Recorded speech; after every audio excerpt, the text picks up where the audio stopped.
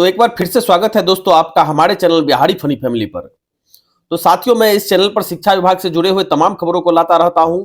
यदि आपने हमारे चैनल को सब्सक्राइब नहीं किया है तो प्लीज चैनल को सब्सक्राइब कर ले और बेल आइकन को दबा दे ताकि ससमय आपको नोटिफिकेशन प्राप्त होता रहे। साथियों, मैं इस वीडियो में बात करूंगा बीपीएससी टीआरई 1 के जो अभ्यर्थी हैं, जो वेटिंग लिस्ट का इंतजार कर रहे हैं, सप्लीमेंट्री रिजल्ट का इंतजार कर रहे हैं, उनके दिमाग में जो कुछ क्वेश्चन उत्पन्न हो रहे हैं, उन सभी क्वेश्चनों के बारे में। तो चलिए शुरू करते हैं। जैसा कि बीपीएससी 1 के जितने भी अभ्यर्थी हैं जो वेटिंग लिस्ट का इंतजार कर रहे हैं, उनके मन में बार बार यह क्वेश्चन उठ रहा है, क्या सप्लीमेंट्री रिजल्ट जारी किया जाएगा? जारी किया जाएगा तो कब तक जारी किया जाएगा? इसके में कट ऑफ कितने घट सकते हैं? कितने अभ्यर्थियों को दोबारा मौका मिल सकता है? कितने सीट रिक्त बच रहे हैं? तो इन सभी सवालों का जवाब न्यूज 18 से बात करते हुए बीपीएससी के चेयरमैन माननीय अतुल प्रसाद जी ने इन सभी सवालों का जवाब दिया है। तो आइए देखते हैं उन्होंने क्या कहा। ऐसा लग रहा है कि अब जो सप्लीमेंट्री की चर्चा हो रही है, तो ऐसा लग रहा है कि अब सप्लीमेंट्री रिजल्ट भी आप लोग देंगे। देखिए, सप्लीमेंट्री और मेन टीआरई 2 दोनों अलग अलग है। टीआरई 1 में हम लोगों ने करीब 1,20,000 के आसपास रिजल्ट्स भेजा शिक्षा विभाग को। अब ये तो मेरी मैक्सिमम क्षमता हुई कि 1,20,000 ही हम दे सकते थे, बाकी अवेलेबल नहीं हुए कैंडिडेट्स, या मतलब क्वालिफाई नहीं कर सके, परीक्षा में ही क्वालिफाई नहीं कर सके। तो 1,20,000 से तो ज़्यादा जा ही नहीं सकते हैं।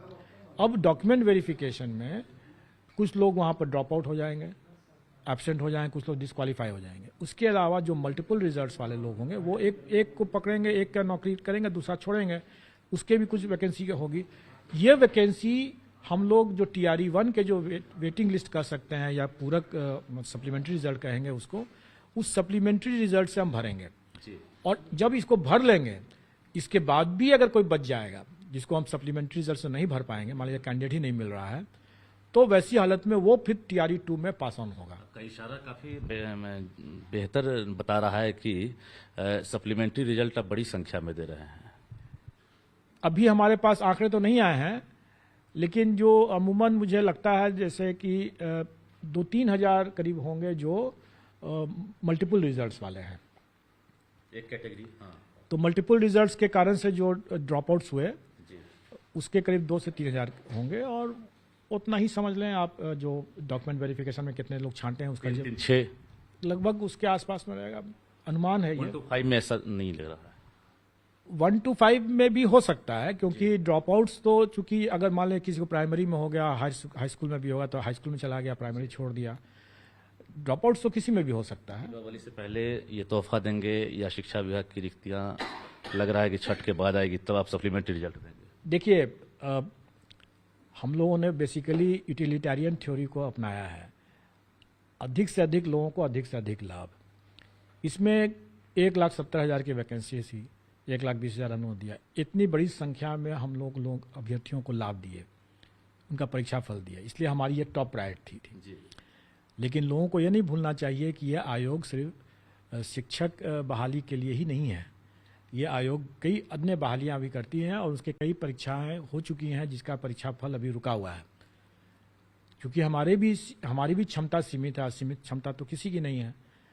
तो अब हम लोग पहला प्रायोरिटी हम लोग करेंगे जो हमारे महत्वपूर्ण परीक्षाएं जो कि लंबे समय से लंबित चला आ रहा है, पहले उसको दूर करें। सप्लीमेंट्री रिजल्ट उसके बाद होगा। वैसे भी अभी हमें कभी सप्लीमेंट्री के आंकड़े नहीं आए हैं, कितनी वैकेंसी क्रिएट हुई, वो हमें जब आंकड़े आ जाएंगे उसके बाद हम बनाएंगे। लेकिन आपने भी अंदाजा लगा लिया होगा, क्योंकि आपके पास भी लगातार रिपोर्ट मिल रही है और आपकी नज़र भी जो है रहती है इन चीज़ों पर। कंप्यूटर साइंस की बहुत ज़्यादा शिकायतें हैं, तो उसमें लग रहा है कि ज़्यादा संभावना है वैकेंसी बनने की।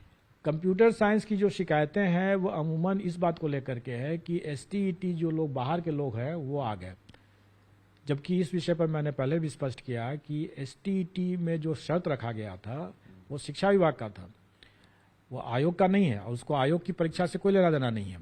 अगर किसी अभ्यर्थी के पास में एक एसटीईटी का प्रमाण पत्र है तो वो जायज़ तरीके से हासिल किया गया है या नाजायज़ तरीके से हासिल किया गया, इसको हमको नहीं देखना है। और हमें तो खैर वैसे भी नहीं देखना है, क्योंकि डीवी तो अभी शिक्षा विभाग ही कर रही है, तो इसलिए उनके स्तर पर देखना है।